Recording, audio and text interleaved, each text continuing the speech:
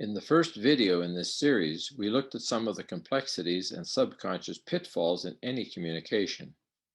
In this video, we will look at a very particular form of communication, dialogue, which is the first phase in the conceptual framework that we are using for constructive deliberation.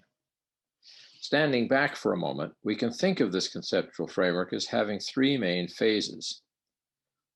Dialogue, in which we develop an analytic framework, dialectic, in which we look for integrative potential, and debate, in which we explain the reasons behind any unresolved issues before making a decision.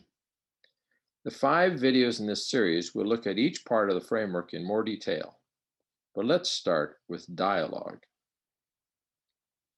Plato talked about Socratic dialogue long ago, and since then, many philosophers have defined dialogue in specific ways to suit their purposes. When we use the term dialogue in constructive deliberation, we are referring to a form first described by David Bohm, a renowned theoretical physicist, in 1996.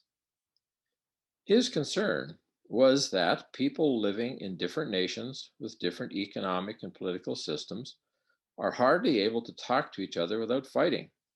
And within any single nation, different social classes and economic and political groups are caught in a similar pattern of inability to understand each other.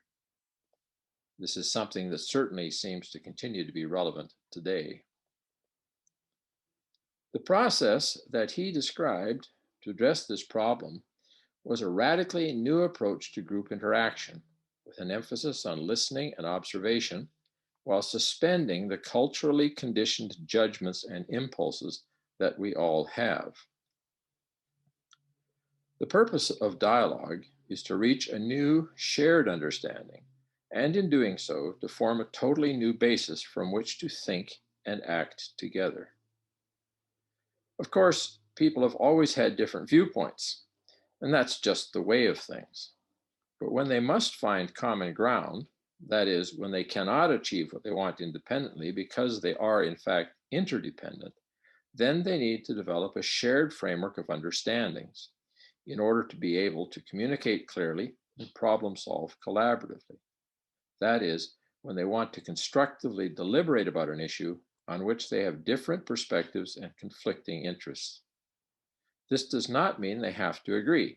That may come later, but at least they have to understand each other.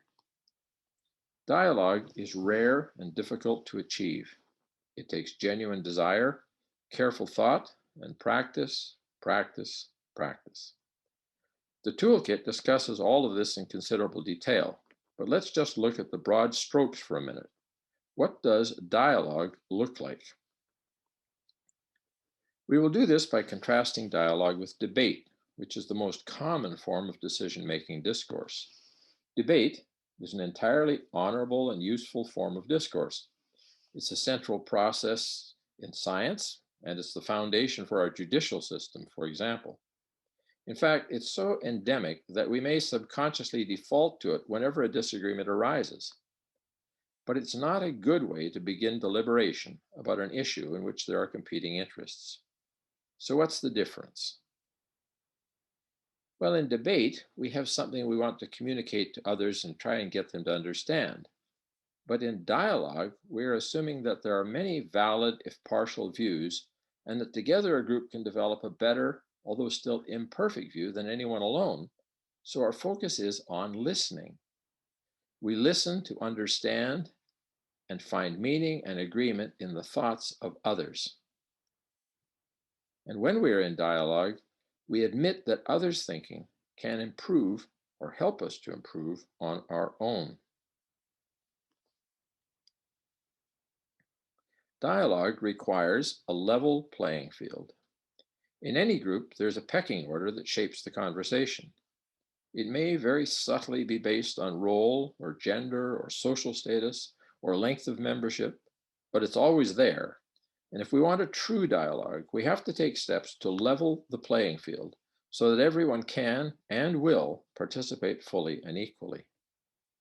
When we listen, we have to do it with genuine curiosity and a desire to understand.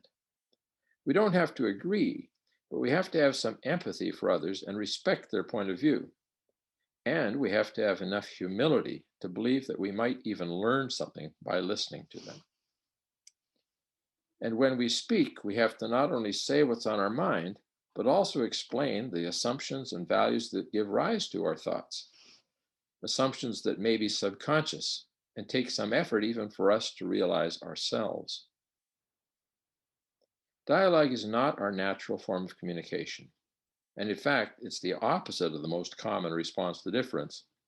So, what can we do to break out of the habit of debate and develop our ability for dialogue? Well, it all starts with awareness of the nature of dialogue so that we can at least aspire to achieve it. But it's not easy to suspend judgment and develop an open minded curiosity. So, dialogue often requires enabling structures and strategies. I refer you to the toolkit for more details on these strategies and structures. But whatever the strategies, we also have to individually make a conscious effort to change the way we participate. So, how might we go about changing the way we participate?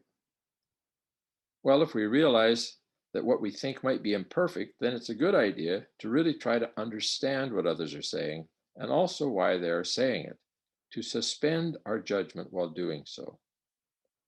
And a good practice is to paraphrase what we think we're hearing to check to see if that is what others are actually trying to say. So that's a quick introduction to dialogue.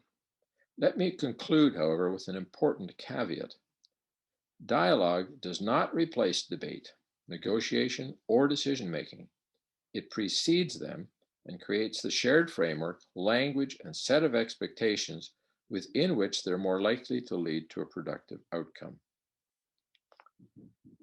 As Stephen Covey famously said, highly effective people seek first to understand and only then to be understood. The contest of ideas, that is, critical analysis and debate, has an important role to play in deliberation, but it's not a good way to start.